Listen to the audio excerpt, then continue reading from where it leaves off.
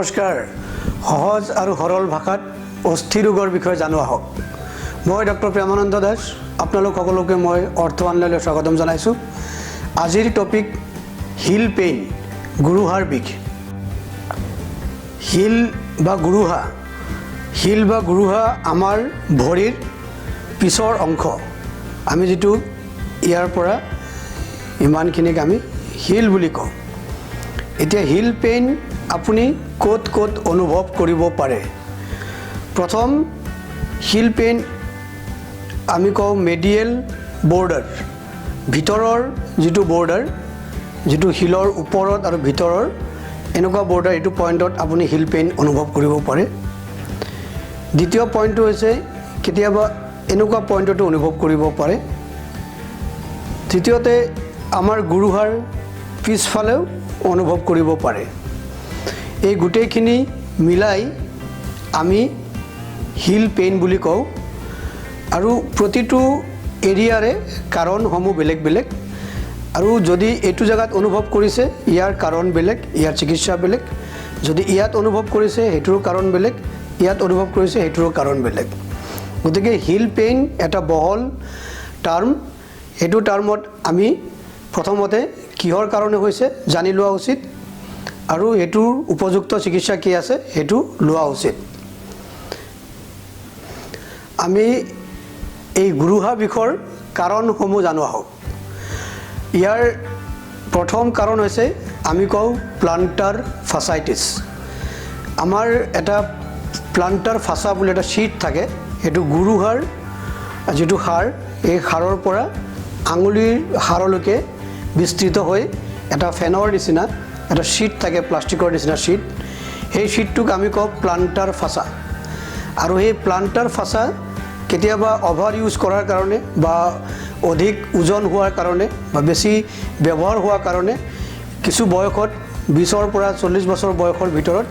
এই প্লান্টাৰ ফাসাৰ য'ত ম্যাক্সিমাম স্ট্ৰেছ পৰে য'ত আপোনাৰ ম্যাক্সিমাম ওয়েট পৰে এই স্ট্ৰেছ এৰিয়াত অলপ ফাটিব পাৰে এই স্ট্ৰেছ এৰিয়াত আপোনাৰ ফাটিব আকৌ ৰিপেয়াৰ হ'ব এনেকুৱা এটা প্ৰসেছ চলি থাকিব পাৰে হেতু আমি কওঁ প্লান্টাৰ ফাসাইটিস এই প্লান্টাৰ ফাসাইটিছত সাধাৰণতে আপুনি এই প্ৰথম পইণ্টটো যে মই কৰিছিলো এই যেটো আপোনাৰ গুৰুহাৰ ভিতৰৰ অংশ আমি কওঁ মেডিয়েল হিল পেইন ভিতৰৰ অংশত আপুনি ঠিক এনেকুৱা জায়গাত বিষ অনুভৱ কৰিব কেতিয়াবা দ্বিতীয় কাৰণ হৈছে কেতিয়াবা গুৰুহাৰ যেটো হাড় আমি কওঁ ক্যালকেনিয়াল স্পাৰ হাড়ৰ অংশ এটা বাঢ়ি আহিব পাৰে য'ত প্লান্টাৰ ফাসাটো এটাচড হয় য'ত প্লান্টাৰ ফাসা গুৰুহাৰ বনত য'ত এটাচড হয় তাতে ৰিপিটেড ইনজুৰি হোৱাৰ কাৰণে তাতে ক্যালচিফিকেশন হৈ পেলাই জুঙাকে দাঁতৰ নিচিনা অলপ হাড় বাঢ়ি আহিব পাৰে হেতু সেই স্পাৰৰ কাৰণেও কেতিয়াবা বিষ হ'ব পাৰে হেতু বিষ সাধাৰণতে ইমান ভিতৰৰ ফালে নাযায় ইমান ওপৰত নাযায় অকমান মাজতে গুৰুহাৰ মাজত এনেকুৱা জায়গাত বিষ অনুভৱ হয় তৃতীয় কাৰণ হৈছে আমি কওঁ যে টেন্ডো একাইলাইটিস এই যে আমাৰ যেটো টেন্ডো একাইলিস বুলি ডাঙৰ টেন্ডনটো আছে ভৰিৰ পিছফালে এই টেন্ডো একাইলিসটো য'ত গুৰুহাৰ বনত লাগে ইয়াতো কেতিয়াবা আপোনাৰ টেন্ডিনাইটিস আমি এটো কওঁ ৰেট্ৰো ক্যালকেনিয়াল টেন্ডিনোপ্যাথি মানে আপোনাৰ ক্যালকেনিয়াস বনৰ ক্যালকেনিয়ামৰ পিছফালে যেটো আমাৰ ডাঙৰ মাংস আমি একাইলিস টেন্ডন বুলি কওঁ য'ত এটাচড হয় তাতো আপোনাৰ বিষ অনুভৱ কৰিব পাৰে আৰু হেতু সাধাৰণতে এই একাইলিস টেন্ডন যেটো টেন্ডন থাকে এই টেন্ডনৰ যেটো ইনফ্লামেশন হয়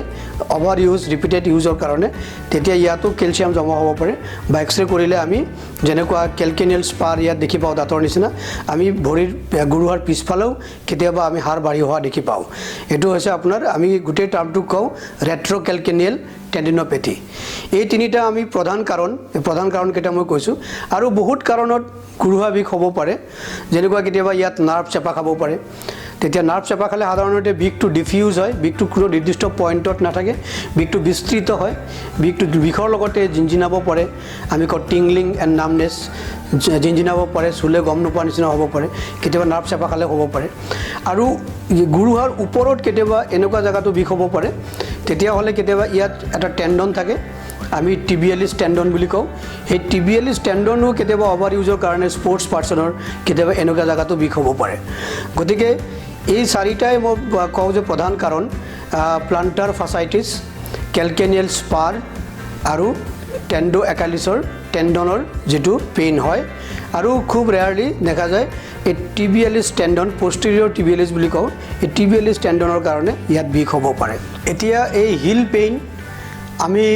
পেইন হ'লে কি কৰা উচিত প্ৰথম আপুনি হিল পেইন হ'লে চিকিৎসকৰ পৰামৰ্শ অতি অনিবাৰ্য হিল পেইনৰ কাৰণ উলিয়াই ল'ব লাগে কাৰণ কেতিয়াবা মেটাবলিক কাৰণত কেতিয়াবা বাত বিষৰ কাৰণো হ'ব পাৰে মেটাবলিক মানে আপোনাৰ কেতিয়াবা ইউৰিক এচিডৰ কাৰণো হ'ব পাৰে কেতিয়াবা বাত বিষৰো সিম্পটম হ'ব পাৰে বাত বিষত সাধাৰণতে দুইটা সাইডে হয় আমি কওঁ বাইলেটাৰেল আৰু দুইটা সাইডে যদি গুৰুহা বিষ হয় তেতিয়া হ'লে কিবা বেলেগ কাৰণত গুৰুহা বিষ হ'ব পাৰে আমি সেইটো কওঁ সিস্টেমিক কজ সেইখিনি উলিয়াই ল'ব লাগে আৰু চিকিৎসকৰ পৰামৰ্শ মতে চিকিৎসা ল'ব লাগে তথাপি মই ইয়াৰ প্ৰতিকাৰ আৰু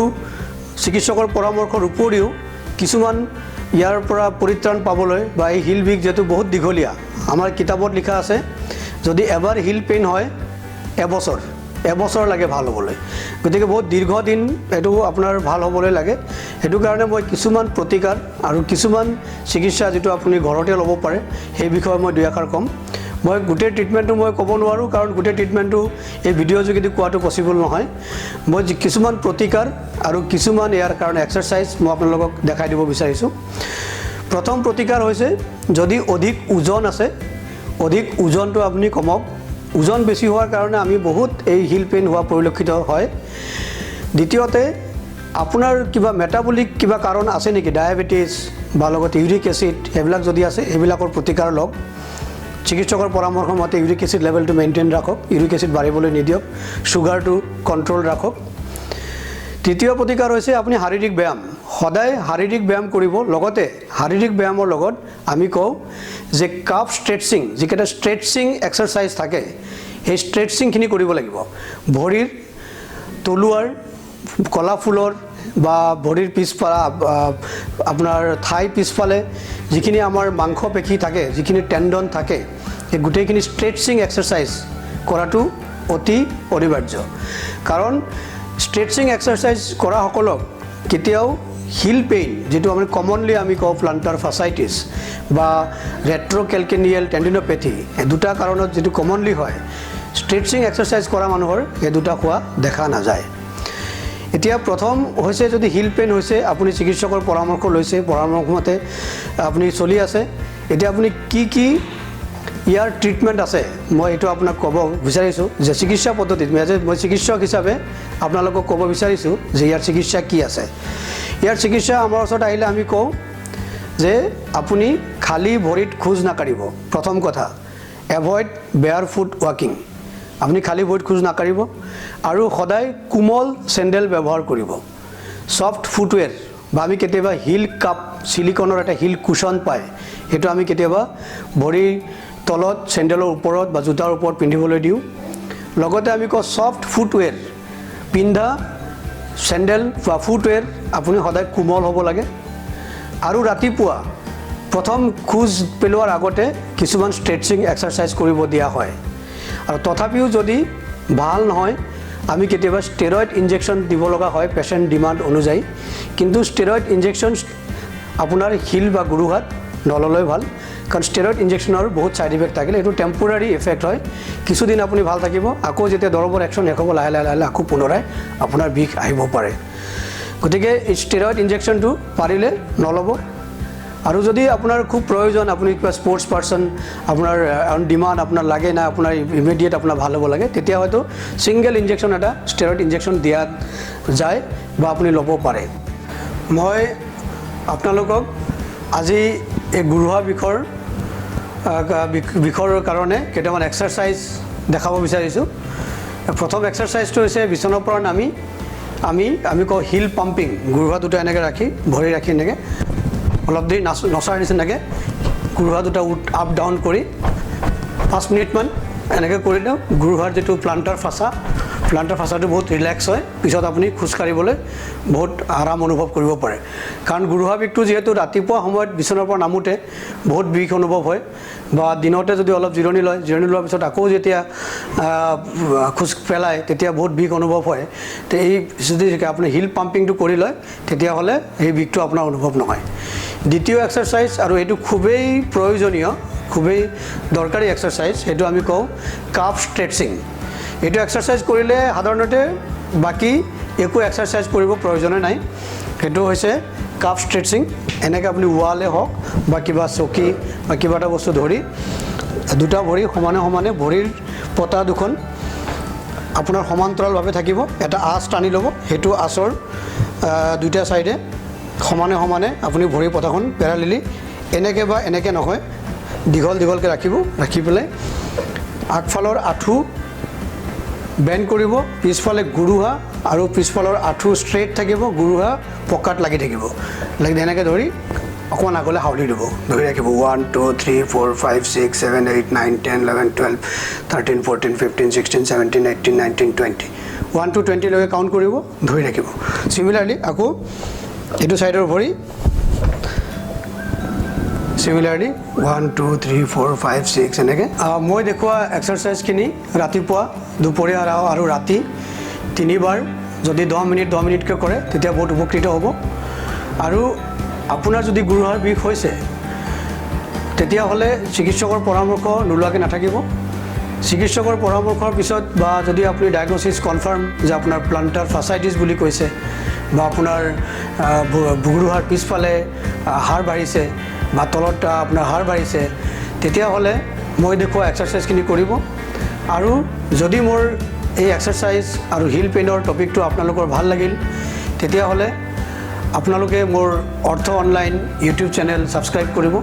আৰু ফেচবুক পেজ লাইক কৰিব শ্বেয়াৰ কৰিব নমস্কাৰ